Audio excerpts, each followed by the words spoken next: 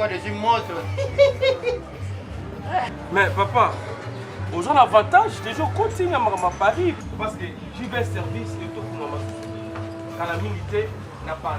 JB Service et ceux qui ont la rente et comme les sous à Paris. JB Service et moi partout dans le monde, au Canada, États-Unis, partout même à Londres, base de Calamité, JB Service, ils ont comme un service là-bas. Voilà. Là, bien à moi, hein. Pour y aller habiter, Samy a yébi que JB Service et ça n'a rien. Mais puis il faut apprendre et comme à Paris. Là, yo comme moi. Il sonne.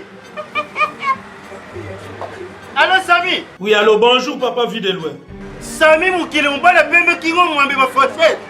C'est la mienne. Mais quoi de Pessingawa, ils ont rien bien à Paris. Oh, même agence on a tiré au liboso. Ok, là vous en avez dit.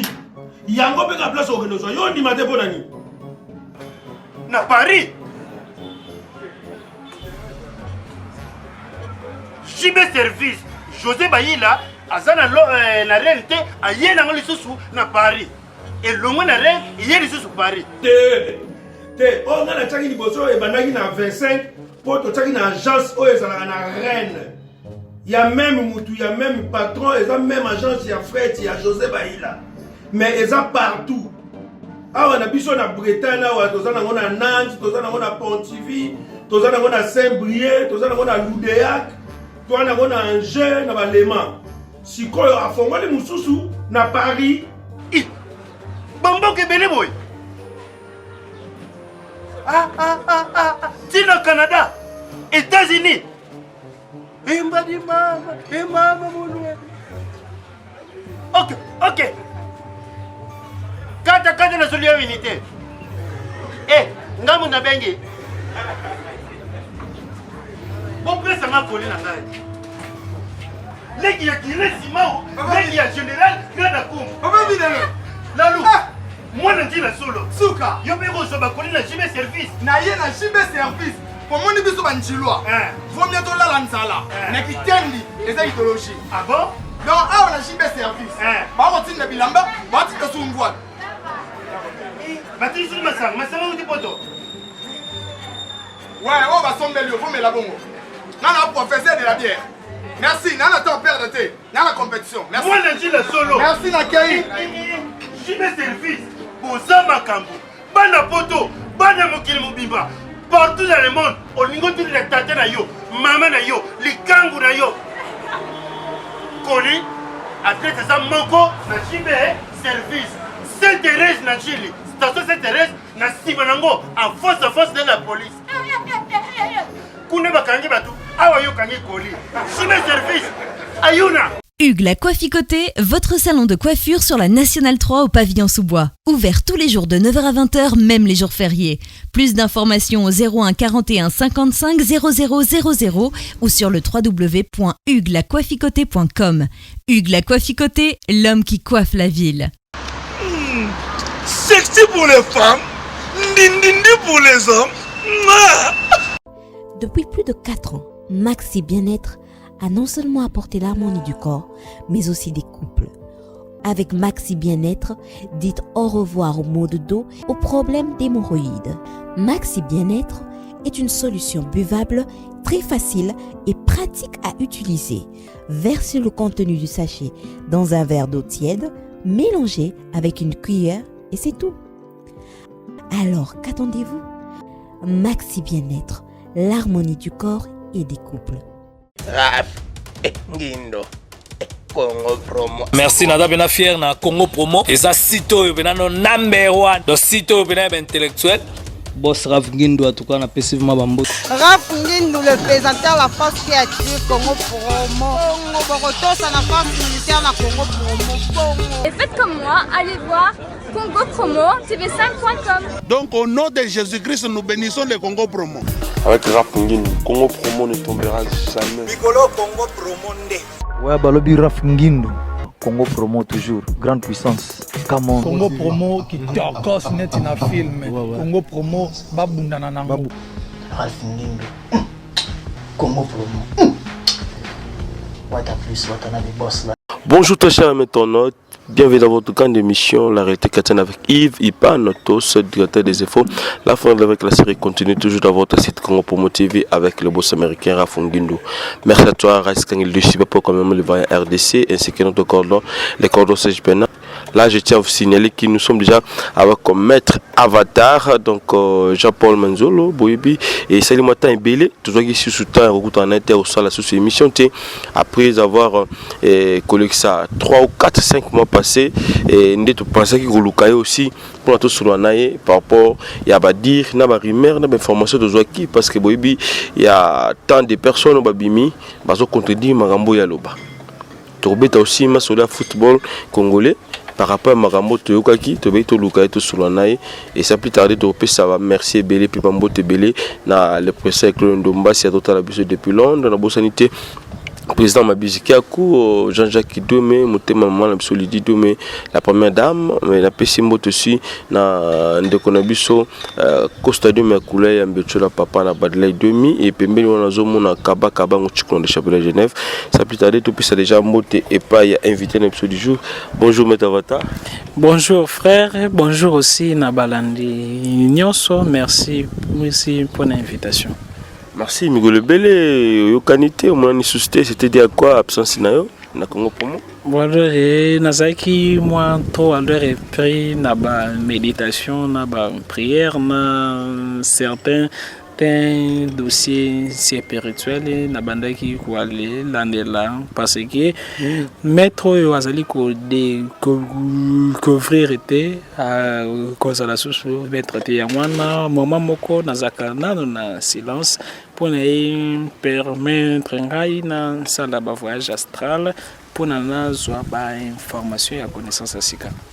Voilà, merci Maître Avatar. Et merci aussi à toi, John Loubi, là-bas, exébélé.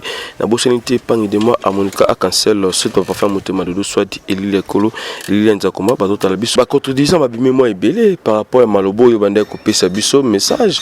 Et Koloba, Makambia, merci Chedek, Bandeko Baboyango, Balobi, Zali Makambo, et Abandoki. Ange, Baloboy, Babi Peza, Abandoki.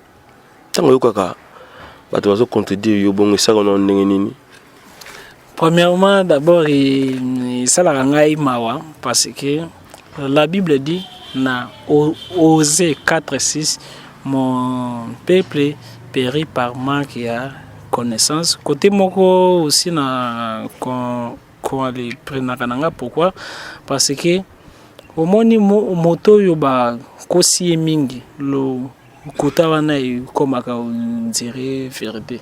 Jour bako même la vérité alors moi ya ndimango ezalakate pe aussi ezalaka batu misusu soit yebi que non makambo zali kolobe zali bongo mais alors comme alingaka yote par jalousie mona akwali ni yango ngai déjà na sala de bana pasteur wana na plateau télémélinga tant alors les toi les bimia de binga maître Jean-Pierre Rosano na raison mais vie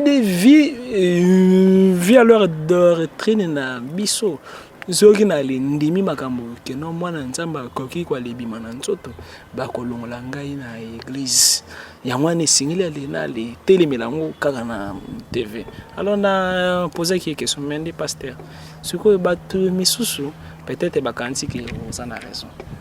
Tango yo alors yebi que non vous allez na tort. Siko vous allez quoi aller ko sabatu to nzambe. Pourquoi?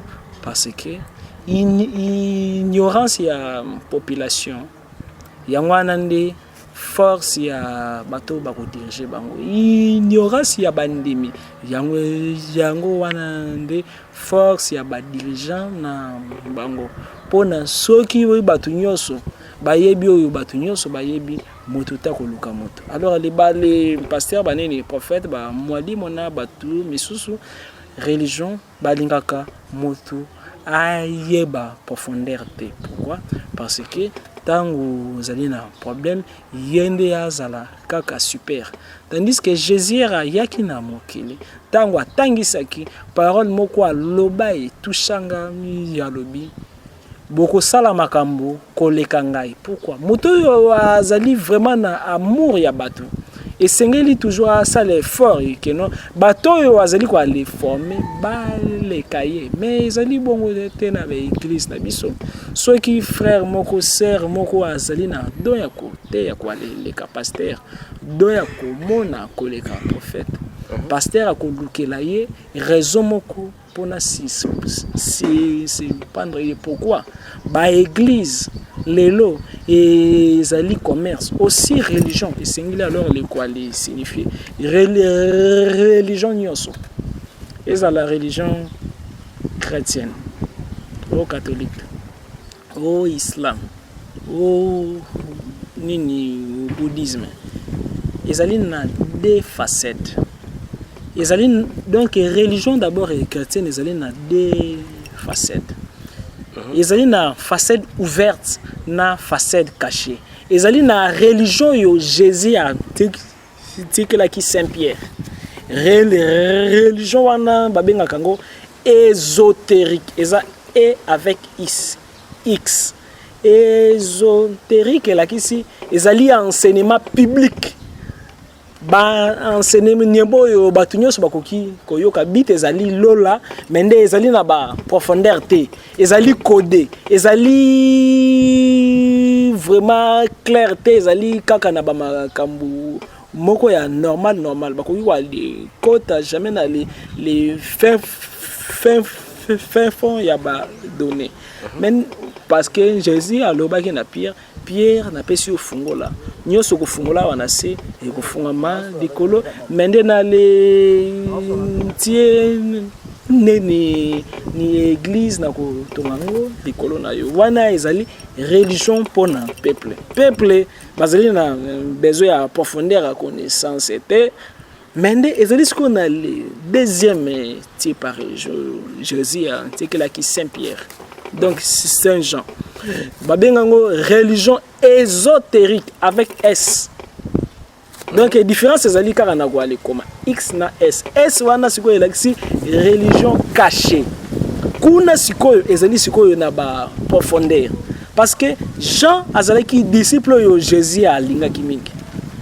la Bible dit na ba disciple mingi Jésus alingaki mingi Jean voir même Pierre tindaki nanyoyo Jean tuna Jésus que non to aller fanda moko na liboko na droite moko na liboko na ye ya gauche. Pourquoi? Parce que Jean mutayeba ki ba secret belle pe tala ba évangile Matthieu bandi na généalogie ya Jésus abotami boy lika bandi na ange abimeli Maria Marc bandi na histoire ya ba miracle mais Jean abandi mamoko likolo. Au commencement était la parole et la parole était avec Dieu et la parole était Dieu plus lui-même à Kéisus na Apocalypse yo quoi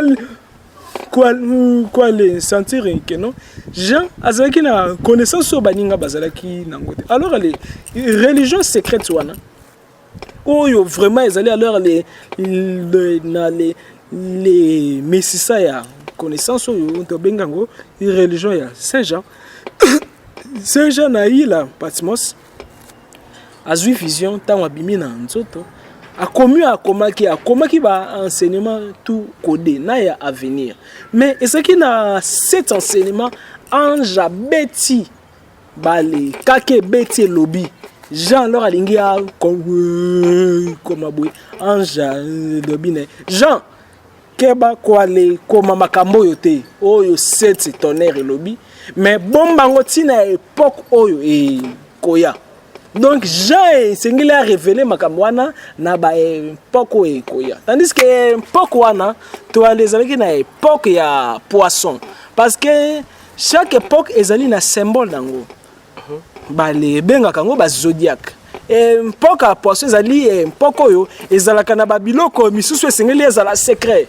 C'est pourquoi Jésus bandaki ko alete ya makambu mususu akolobango ouverte makambu misusu akolobango kaka na ba disciple preuve ane azalaki na na population baneki wale te ya bango na ba proverbe azalaki na 70 makambo baneki koloba na 70 baneki koloba ngo na population te azalaki na 12 makambo baneki koloba na 12 disciples baneki koloba ngo na 70 te mais azalaki na 3 oyo memaka bango na ngomba Pierre, Jacques, Jean, pona lora bimisa mutu akufa nani Moïse, mutu Mata, Eli. Kibonganga wana amemaki maki kaka Pierre, Jacques, Jean. Mais ezaki kaka na moko oyo il fallait un tellement liboso a croix na ye. Ezalaki Jean, Jean azalaki pembeni na ye na croix. Maman ya Jésus Marie na Jean balezalaki wana ezalaki alors le na ba enseignement yo. Nani Jean Zwaki oyo ba disciple bazwaka te parce que souvenez-vous na croix Jésus a lobi na maman nae maman tala mwana na yo mwana tala maman na yo la Bible dit banda tangu wana disciple yo to bengi na komba Jean azwaki Maria bakomaki ko ali fanda nae sagesse oyo Jésus banaki ko ali kola nango yangwana mpe oyo nanya kola kinango nani Jean pe a komaki ko alizwa tandis que Marie azalaki africain et éthiopien ale zalaki un grand initié alakisa ki Jean ba les connaissances oyo mwana na ye a bénéficié ki wana nano après yango Jean enseignela ki azonga alors boyebi na ba incarnation moto akoki encore ko aller bota mazongi pona sala mission peut-être batu bakoki ko aller tuna yango meta vata yango makamango azwa kango wapi donc pona ko aller marché moté zoki batu bakomona ngai keno na ali kosi et ça engagé kaka na bango premièrement ngai nazali karakaso Jean a fandi na kati Pour alors il a révélé les secrets à 7 tonnerres au balobaki na ye au ko révéler ngona poko ekoya et poko wana ekoya ezali poko yo babingango ya poko ya verso et poko verso ezala caractérisé na ndenge nini ezali poko ezali poko ya connaissance nzambe ya kwa les sociétés na chaque continent bato yo bako veiller bato na connaissance interne comment koki kwa les quand on a contact na nzambe sans avoir passé na ba religion parce que religion mutezeli kwa les rendre bato c'est clave vraie religion et ça interne alors bref bato bazeli ko aller critiquer nga ko aller contredire nga na ko aller souhaiter mieux au moins ni mindele basala ndeni mindele bafinga na raté parce que vérité ezalaka jamais statique vérité ezalaka kaka vérité pendant moment donné si balango vérité mususu soki bimi vérité wana ko aller zala sous vérité par là ça va me voir de que no ba choc ya ba idée jaillissent des lumières ozali journaliste au koki au côté ici biso débat opposer ba question maintenant quitte sikoyo ya bato ba kozala illuminer ba ko comprendre nanya zoko sa nanya zoko sa te parce que ba misusu bazali ko ali kosa ba makambo yo na spiritualité za te mais ezali sikoyo soni mpona biso ba congolais soki ozali na connaissance te kwa le lobela jamais malom donc ba makambo ozali ko ali maîtriser te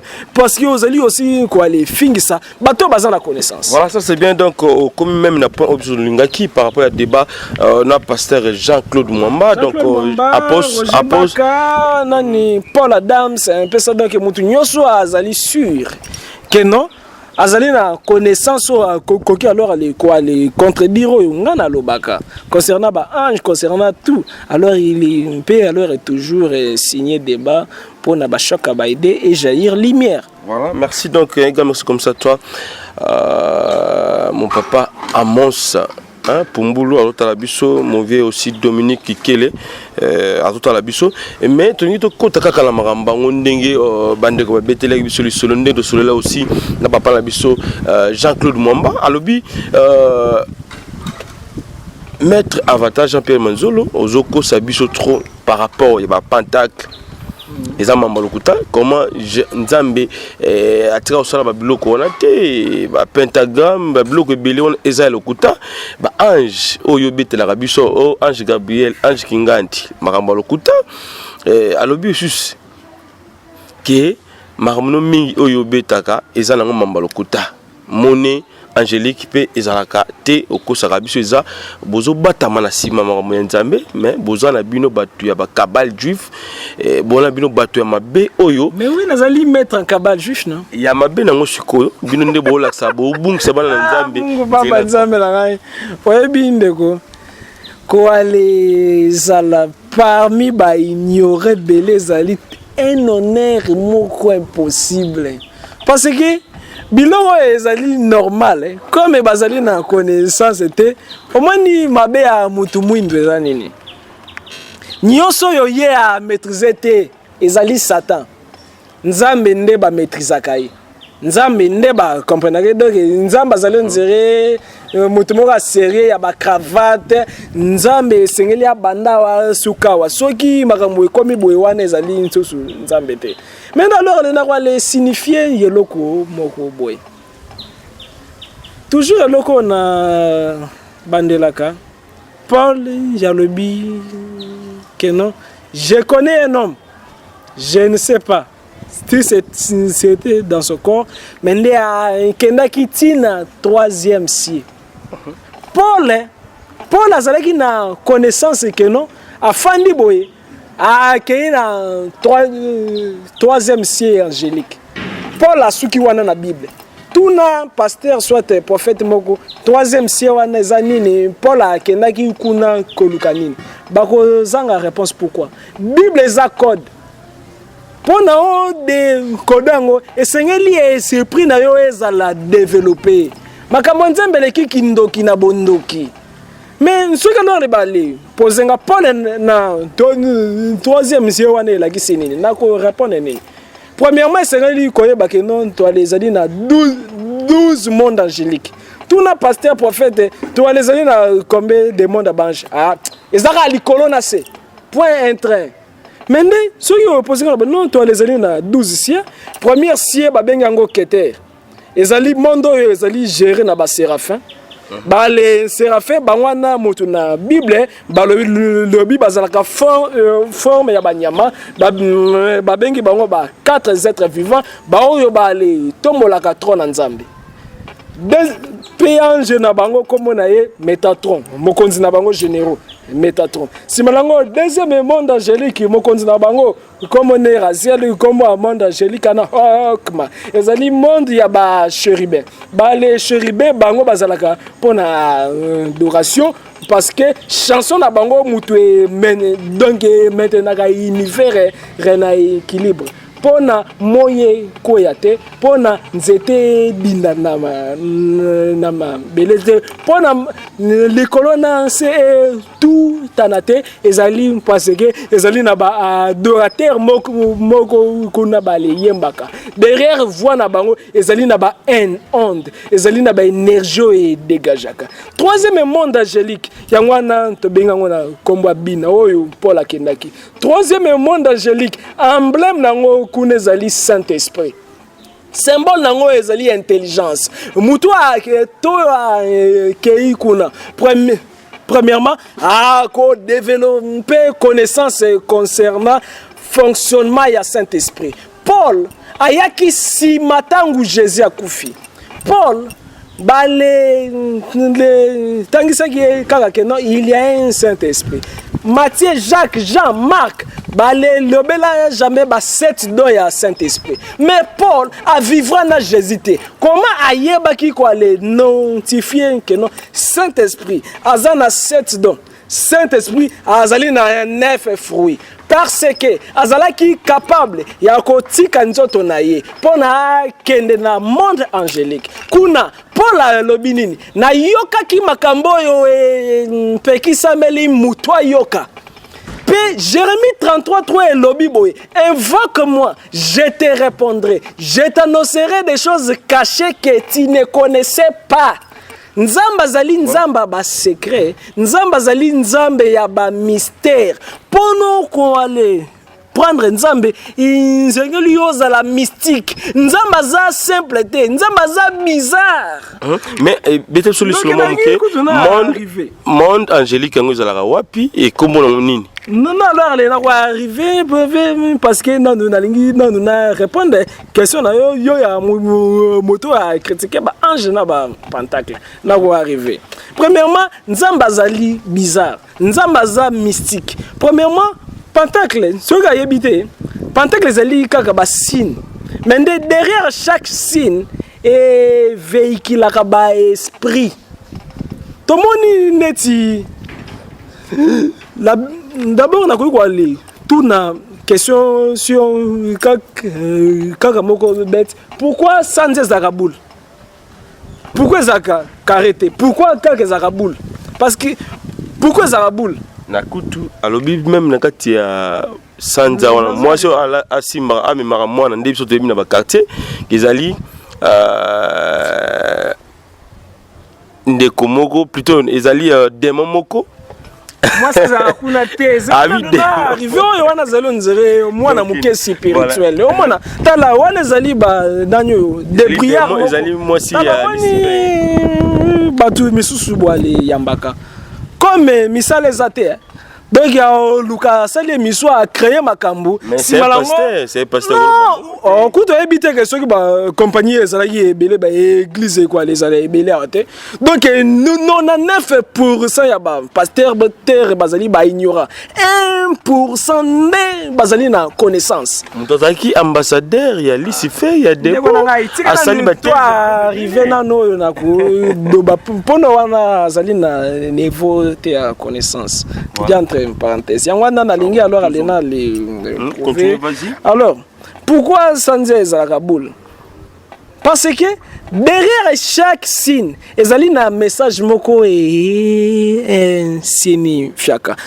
c'est pourquoi aussi na wale poser une question pourquoi tango yo nzambe alingi atinda ange pona wale boma premier né égyptien nyoso nzambe mbe ya lobaki na bana Israël esengeli boma mwana meme ya liboso pourquoi kaka mwana meme ya liboso et pourquoi esengelaki ba ntia signe lia le kolo ya bandako pe alors le signe yango ezalaki signe nini pone jouer rôle nini ya mwana nde ba pentacle signe wana ezalaki signe ya drapeau yo bataka na donc signe yo ba tianga na drapeau bana Israël na mbeli na kazikati komba anjo ayaki wana ba lebenga na komba Mebael mende ba bon côté nini ezali na Bible yeba minele tangu ba yela ki biso Bible ba salaki yo ndire whisky batango mai babakisi yango secret ba le longoli oyo ba longoli grâce ya concile de Nicée ba le livre saint oyo ezalaki na ba profondeur claire ba longo la kango ba le bengango ba livre moko apocryphe c'est-à-dire ekokite ke ezala na Bible parce que batu boyambi na bango ezali mo waleke plus batu bazali ignorant plus facilité ya ko aller contrôler bango na colonisation ezali alors kuna ba collection que non ezali na ba pentacle ezali ba les signes puis alors les anges ba les ali réel na ba les nsenga ya la ba émission na les sala na yo na lobela ba les pentacle na ba rôle nango concernant ba ange ba les ali puis alors les concernant pentacle ba les témoignages ezali sur internet c'est allé alors na bato bazali ko wali mono bazali ko wali mona parce que na li pesa yi pentacle parce que na li pesa ki photo amel ki c'est donc photo zoloba photo kaka bo ezali ko loba photo zo bimisa milinga pentacle ezali ko ba démon to ba ange bazoloba makambo nzambe leki kindoki na bondoki ezali likamba ba démon bazali ko lobela makambo nzambe ange akoki kobima boye soki nganga ki so azali élevé azali capable ya kobimisa démon nganga nzambo azali élevé azali capable ya kobimisa Moïse ya kobimisa ange to mona ki yango na Jésus abimisi koko na ye abimisi Moïse abimisi nanyoyo Eli azaki na formule ya salaki parce que souligner bien Jésus alobi na bango makambo yo bomoni pe boyoki bo ale betango lisolo te parce que ezali ba grand mystère oyo ezali préparé te que non batu nyonso ba développer connaissance ngo ba le bengango magie angélique évocatoire. Dans les magies angéliques évocatoire, Moutozali capable ya ko benga anja wuti likolo akiti na si amoni eboye babandi ko ali solo la. Toi les ali na 3 biloko esengeli bato ba ça la différence. Toi les ali na prière. Toi les ali na invocation, toi les ali na évocation. Prière, les ali on dirait PMI. Vous allez quoi aller sambela yangono moni concernant prière la Bible dit prier sans cesse. Permis paix ba jouer sans cesse pour na hôtel jour au gagner ça dépend. Mais lorsque on invoque vous allez quoi aller invoquer na précision. Yangono na Jérémie 33:3 la Bible dit invoque-moi je te répondrai. Je t'annoncerai des choses cachées. Makambo e bombama oyo oyebite. C'est-à-dire, nalingi nzambe ya pesange loko boye. Na yebike na wale priango jour boye. Peut-être nalingi na le senga nzambe sheka banguna na ngai na justice. Na yebike selon 7 jours à semaine. Pour alors ensemble l'ensemble contre makamba justice eza mardi parce que mardi ezali géré na ange Samael planète se dominant nango ezali planète c'est Mars puis alors elle est na jour wana couleur na kolata esengeleza la couleur boye na wale tellement position boye kombo yawe sabaote la die désormais sur alors elle na le prier boye si manango na komi ko alezela kaka na minutes wana nzambo lobini nezali na basine ezali cérémonie si mango na komi ko yoka allez ange koki ko aller révéler nga soit na ndoto soit na vision lobi nango ke non Jean-Pierre au moni dossier au sengi boy e koleka boye soit chance au sengi boy e sengeli passer nanu na ba combat boy tina moma boye wana ezali invocation sikoyo bana nzambe mingi bayebi ko aller prier mende bayebi nane ko invoquer te tandis que mayela nzambe kindo nzambe fondi nde na ba invocation simanango ezali sikoyo na dimension mususu élevé babenga rango évocation dimension ya évocation ezali muto comme matière spirituelle muto est vraiment misisa na yesi ko ekoti malamu na makambo nzambe muto wana akoki makambo lekeli alobi bon esengeli na solola na Eli ya Bible esengeli na solola na Moïse ya Bible esengeli na solola na Paul esengeli na solola na Simon Kimbangu esengeli na solola na Bouddha ako kasi c'est le problème c'est l'exemple voilà vas-y donc il y a koki ya sali triangle moko babenga kango triangle des évocations atia Bible na wana grâce à foi nezali na formule papa er précis ange wana bimi soit esprit wana bimi obandi kwa ali solola nae ngai entel mwana nzambe na libengio pona na poser question tout monde yango même na Bible roi Saoul yoka roi alors Saoul prophète Samuel akufi parce que derrière chaque mutu azali élevé et sengeli mutu moko ya molimo kota nzambe soit kota satan zala parce que koki jamais quoi aller réussir na moi ceux qui ont réussir na butu te soit kota nzambe soit kota satan derrière chaque roi na Israël se cachait un prophète roi Saoul premier roi d'Israël ba wandreye mendi a komi kwa ali tambola or ba loi ya nzambe ndani Samuel alobi na yo comme osali boye nzamba botoli yo nini trône akeya wendre David Samuel akufi mais prophète amoni que no mutako lobela ye nzamba lobi boye azate na ko sala nini comme azalaki na connaissance bino eza na bato yo bazali na pouvoir na clé ya ko aller bimisa prophète ezala akufa aya na monde ya ba humain pona to solo la nae roi Saoul a accueilli à Luki Mwasimoko. Mwasi wana la Bible dit a yebaki Samuel était. A yebaki pe te que non oyo roi. Mais tango alors il y a bande invocation attendez babi mais roi. Pourquoi ko singa yike no ezaya non quoi les bangate et sengeli alors o bimiselanga prophète akufa.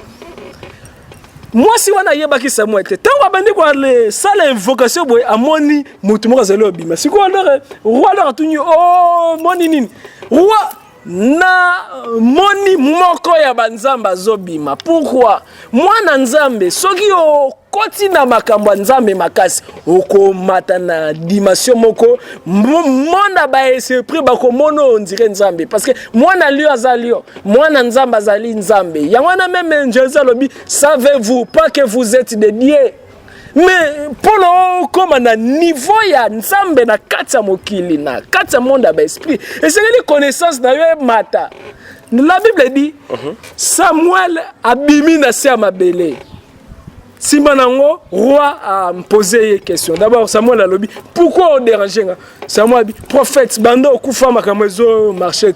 Donc, nalingi o sakolelo komoko ponanga. Pona kola kisakeno ezalaki vraiment prophète mutabimi a rappelé. N'est-ce pas que non déjà na lobaki na yo que non nzamba tikio. Tala ndenge ko kufa kozala boye. Ah, c'est découragé. Nzamba tikinga. Donc, prophète azali wa continuer boulot là même à ta koufi. Donc pour dire quoi, makambo nzambe zali ndenga alors les bato témoin de Jéhovah ba memela bisote. Makambo nzambe zali ndenga ba le pasteur ba le kanisarati. Makambo nzambe za mystique. Ce que l'union comprendre zala pe mystique. Ce qui ozali kwa le luka nzambe na pete sengeli yebaki no ezali na verset moko ezali na 8 secrets ezali na verset mususu tangango na journée wana e pambola mi pona yo ezali na verset moko soki tangango face à risedo prononcer comme nzambe Elohim arisede raté yo tala biloko yo tu sais bana nzambe comme alors le lelo te yebongo la mtema lobi libala. Donc, si on dirait, pas la biso ba chrétien connaissance, c'est ça. Akwa le kende ba loge satanique. Wane zali nini? Parce que ba le pasteur ba yebi kwa le fungo la bana na bango mayele te. Pourquoi? Bango moko pe ba le comme ba le pasteur pona libumu. Et non alors le pona alors le quoi le développer cerveau. Ba teza lo quoi le lia mbongo. Et c'est ngeli on pesa quand même lo kamalo. Voilà, merci Maître Avatar Jean-Pierre Manzolo. Mais tout comprendre biso bana nzambe. Confusion za mwa makasi. Koto balobi be, koto balobi be. Koto balobi be, koto balobi tout ça mais une question aux alors bref par rapport il y a question autour de sikoyo lelo bandego ibe komo ya satan ya moi sina na ndenge belé mais aux alors bref par rapport à question na bi aux amakasi côté ba ange aux amakasi aussi côté ba démon moi si il y a Lucifer il y a Satan komo na ezanani. Merci beaucoup. Premièrement c'est ngeli toye bakeno na plus haut niveau Satan azali a employé nzambe abimi mingi ngaba bingi na tasi na ko arriver na avana na koma wana nzamba akoki ko alezala jamais na ennemi vi makasi na ye. Parce que yende mutasali Satan, yende mutasali Jésus, yende mutasali Kimbako. La Bible dit dans le livre ya Esaïe que non, Nzamba c'est moi qui crée les bonheurs et les malheurs. Mais pour la lumière ezala na valeur, et sengeli ténèbres ezala. Pour la sengwe ezala na valeur, et sengeli mawe ezala. Pona moale mbale zala na valeur esengeli mwasi azala ezali loi ya équilibre pona ezisi tension zala na letina pona munganga zala na valeur esengeli ba maladi bazala. Alors la même chose la Bible dit quelque part Jésus a fondé na droite nzambe mais Bible nanu signifiate bongo gauche na nani wana nanu bale bari nanu gauche donc Satan soit ba force à ténèbres na ba force à lumière bango tout bazali diriger na nzambe ba les forces à ténèbres bazali on dirait ba mbwa ba les forces à lumière bazali on dirait bateau bazali ko aller batela ba les même ba les berger biso batutu les ali on dirait ba même siko to les ali na katalu pango soki même abimi libanda kolo bergerie a tiaba mbwa keno soki obimi libanda berger mbwa aswayo pona onzonga wana, c'est-à-dire bosani nzambe sengeli ozwa ba attaque pona rappeler yo kino nzamba zalaka. Mais au-delà de y aller tout, nzambe mutazali kwa aller diriger nyoso lumière na ténèbres yokanaka te mende nzambe yemoko azali na lumière azali pe na kati ya ténèbres. Alors Satan premièrement esengeli koyeba ke non d'abord avant nous na répondre na question na ko répondre na nous na yemoko na nzambe. Nzambe asali biso na image na ye pe na ressemblance na ye. Soki nzambe asala basi, c'est-à-dire ezape na nzamba mwasi moko kuna. Soki nzamba sala biso miyalibali, c'est-à-dire eza pena nzambe moko ya mbali kuna. Par là na lingi siko na répondre. Kuna likolo avant nzamba comme trinité. Azala Père, Fils, Saint-Esprit. Azalaki nanu androgyne. Donc androgyne elakisi nini? Ye moko na kati na ye. Azalaki mwasi, azalaki moale bali. Na kati na ye parti ya ki mo bali na ye, bale bengi ye kombo Père divin. Parti ya kibo mwasi na ye ba benge mère divine. Bale sangani énergétiquement ba engendrer Père, Fils, Saint-Esprit. Bangwana bato alors les créer moi les keli na biso. Alors tant alobi que faisons l'homme à notre image et à notre ressemblance. Asali mwasi na mo bali. Donc ezali na ba ange oyo bazali na ACP masculin ezali pe na banjo yo bazali na ACP féminin. C'est vrai kuna bazali na sexe te mende bazali na ba ACP oyo bazwaka mpona kosa couple rapport sexuel ezali kaka mpona biso bangimete et ça les marampe na monde angélique na ba façon mosusu na ko s'explique kango un jour. Alors elle na hiérarchie démoniaque.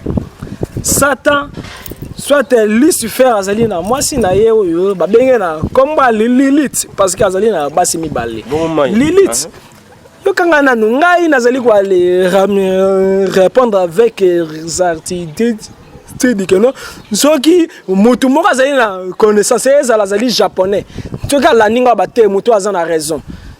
Alors les Satan zana débasi. Moko Lilith, moko Neema.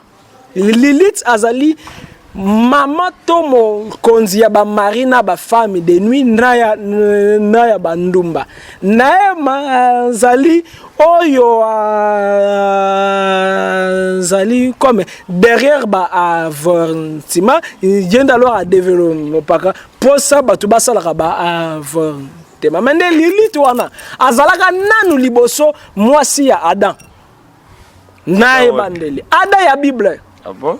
Si manango tango alors azui zemi ya Adam. Tango alors asalisi ya Adam lisumu a kimaki a komaki era a botaki bano yo plus tard bako kutana kana Caïn.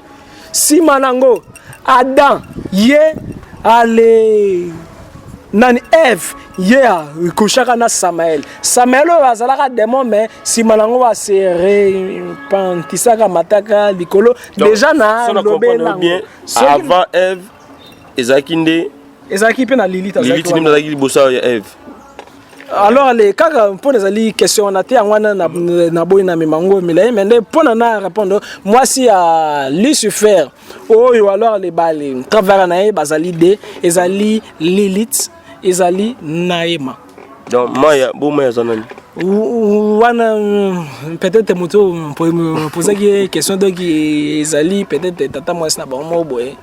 Peut-être peut à créer donc vraiment leur les mbalamo ba les même la kinga comme balinda on ba bi de mama linda wana ezali bato lokuta wana c'est pas ça. Mais vous allez l'éviter pas zapper yo. L'éviter ce tika la biso ba débat to sala racisme parce que confusion dans mon makasi mais moi comme toujours prier changer mes athées.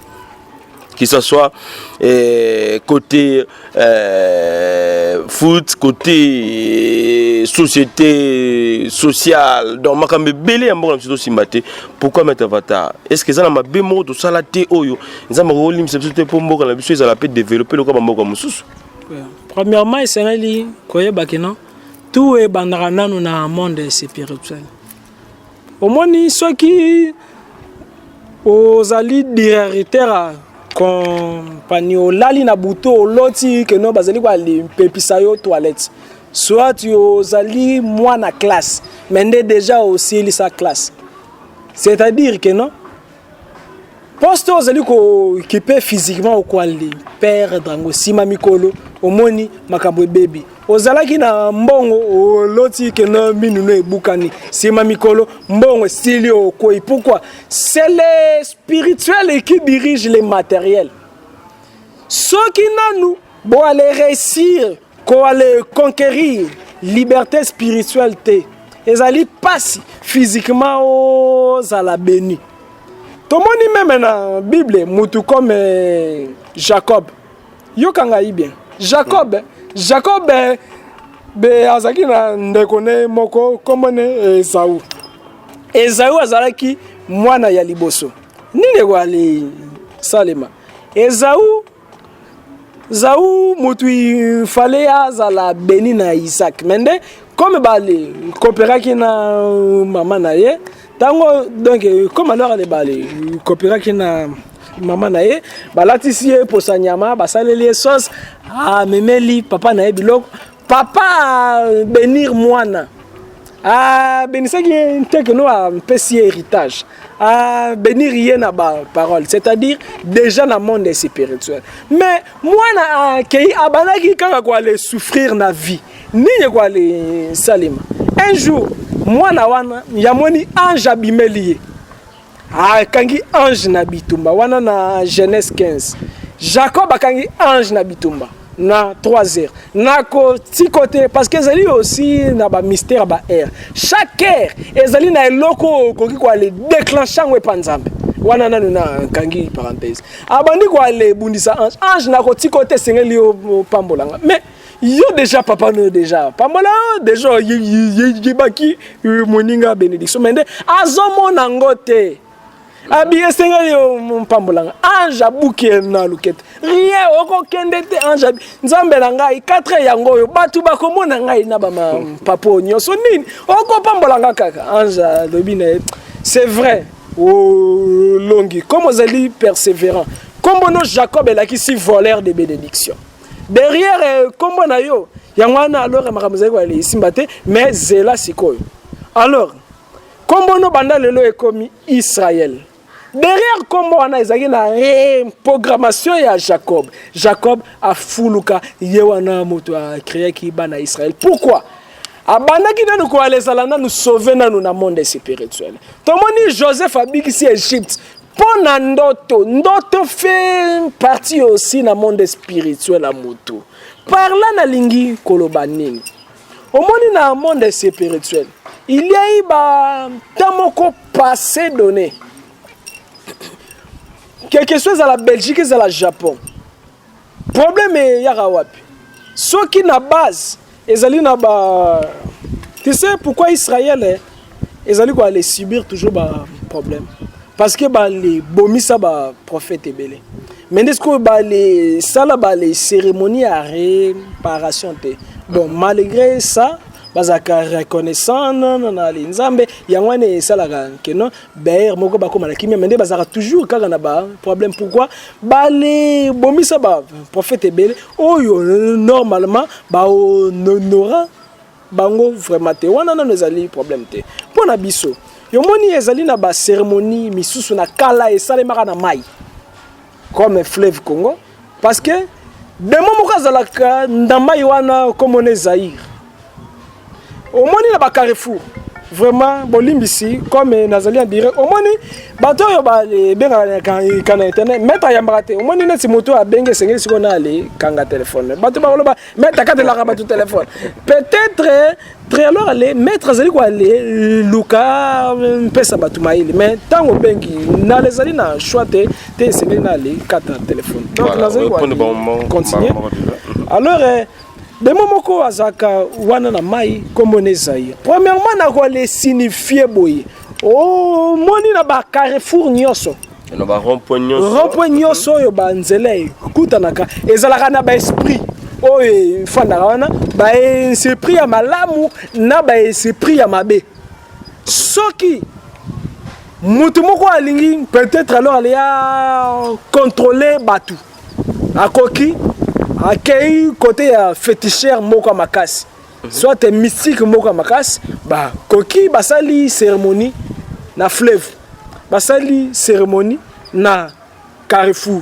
Basali cérémonie ba le kundi ba tabana ba carrefour na ba rond-point. Alors dès alors le kundi tabawana basali cérémonie, c'est-à-dire ba les dédier point énergie parce que ba énergie j'ai batu ya chance ezalaka na ba koya ba avenir. Na ba koya ba carrefour soki ba ndoki balingi ba kanga avenir na bino ba ko kende na koya avenir soki balingi ba le kanga commune na bino ba wale kende na carrefour parce que kunande voulez ou pas ba énergie ya chance pone kota na bandako et yaka wana na rond-point et kabola ni on dirait na réseau sikoyo ezali sikoyo na bato yo na kala ba dirigeaka ba le mboka na biso oyo ba le sala ba cérémonie bon pona ngai na renier esengeli cérémonie moko esalema bon cérémonie nini na mai cérémonie esalemaka de mwana Zaïre ti lelo nanu mboka na biso ezala délivrer spirituellement te ezala mayela ngo ya batu basali ba makambo ndenge nini ba le forcer tokozonga kaka na kesa de départ pourquoi nanu cérémonie moko efficace donc kibonganga ya solo esalemi nanu na fleuve te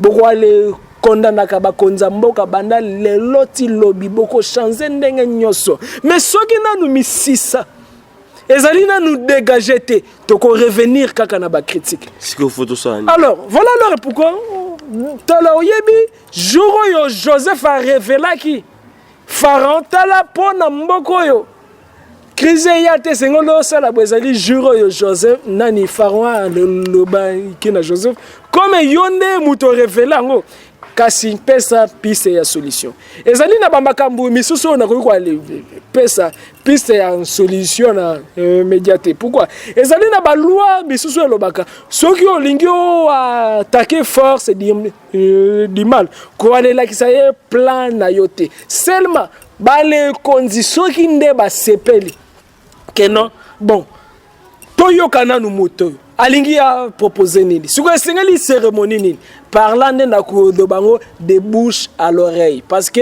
moi si abotaka na wenzete moi si abotaka toujours na secret zali na ba makambo misusu soki misisa nzete nyose bimi libanda nzete kwei donc ezali na ba cérémonie mettre avatar koki ko aller sala na mai asangisi ba sala nzambe to aller sala ngona mai pe toi les huit libération aussi alors les naba quoi ba avenir naba carrefour na le yebi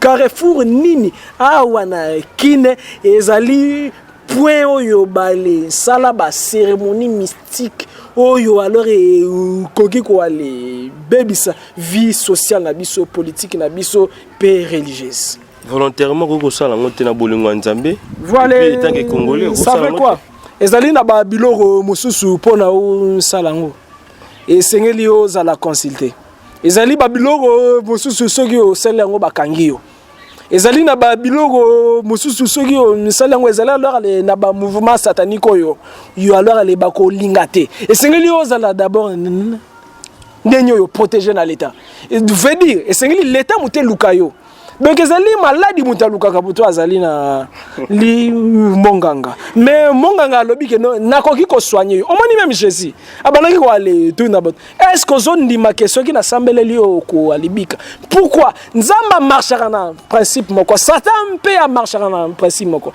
satan koki jamais ko aller baby sa vie na yo soki yo moko fungoli porte te voilà nzambe aussi a koki jamais ko aller changer vie na yo soki yo moko ofungole lié pe porte te yango na lobi na ye na porte ya motema na yo nazobeta soki ofungoli na koti alobi soki bale yambi bino te pupola makolo na yo bilakili mabe kwa l'éthique mela bango. Voilà. Merci Maître Avatar Jean-Pierre Manzolo. Donc nous sommes arrivés pratiquement à la fin de votre grande émission. Donc tout le monde qui n'est pas na souka kaka zalaka et sans plus tarder te couper ça Maître Avatar aussi malbana deuxième partie à Robeta par rapport il y a football congolais ndenge évolution zati te Robeta aussi par rapport à porte où ils a fermé et na mari de nuit na femme de nuit ekotaka ndenge ni te Robeta ngo et puis te lobela phénomène ni ya batu oyo bakufaka na famille mais bazobima bozo comme ngongo na bango na kati ya ndako bozo mona bango na balabala to beta pe masolona parce que koto na balaba ki ndenge musuzu a pe to yoka version originale et pas ya ndenge so Jean-Paul Manzolo a robeta pe ndenge na ndenge ya bi selon connaissance na voilà Jean-Pierre Manzolo bande bota la biso ilobani no yesa bango et puis numéro de téléphone ça la bien babi ya mbarande parce que ya mbaraté mais là j'étais fasciné que nous sommes ici à Mongafula na Flat Hotel Bel Air ezali bongo na gérant Franck donc numéro de téléphone ezali 00243 89 93 34 983. Donc je répète encore, c'est 00243 89 93 34 983. Donc ce numéro Oyo Okozala le bien aimé, donc Okozala plutôt dans là-bas Okozala Naboyambi Malamu donc et pas il y a gérant Franck Awa donc na Bel Air na Monga Fula Mona Poto ya Obata Makoto fraîcheur au sakanate air frais autour ah on a habité quoi to binga ngonini ata congélateur et ça la habité quoi voilà. OK vraiment merci na bato bazo landa biso premièrement na quoi les signifier boy au moins ni moto a kabeli mbongo mbongo silaka moto a sombeli yo mutuka et bebaka moto a someli au terrain un jour l'état peut akoki a botoli terrain wana mais des moto azali quoi les peso connaissance azali quoi les pesa yo vie alors pour na batunyo so yo balingaka enseignement ya maître Jean-Pierre premièrement na ko souligner que non au moni pourquoi alors les biso ba noir ceux qui peut-être na kufina connaissance nanga pourquoi ezali na bateau yo te bazali kwa le comme ba livre na kombo nanga tandis que makambo tout na yebi koki kwa le comme na ngoba livre peut-être un jour na les alités et quoi les tika la indice pour na bino pour na ba référence misusu ezala mindele pour na ba se développer ezali na ba écrit misusu batu batika si mlangonde ya plusieurs cent après ba bandi ko développer yango pendant que nazali vivant boé c'est ploter ngai kaka ndenge moko chaîne Congo promo ba c'est ploter ngai na ba question na raïs alors les kaka ndenge moko boale koki alors quoi les luka quoi les salisa ba livre vrai alors le quoi les poser alors les balles question quoi les soutenir parce que motazake éternel était dans les ali na posa tekeno ba makambo belé zalo ndanu na lobate na les kende nango na c'est ya ma belé parce que cimetière zali endroit où ezalaka plus riche parce que zali na ba projet nanu bimati kenda kuna alors numéro ya maître ya Avatar ezali 00243 81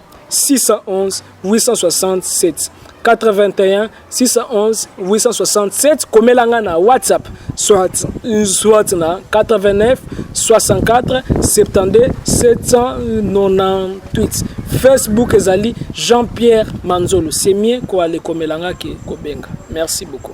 Voilà, merci à vous. Donc, merci na bandegoni surtout Minga. Un groupe déchirement des mystères.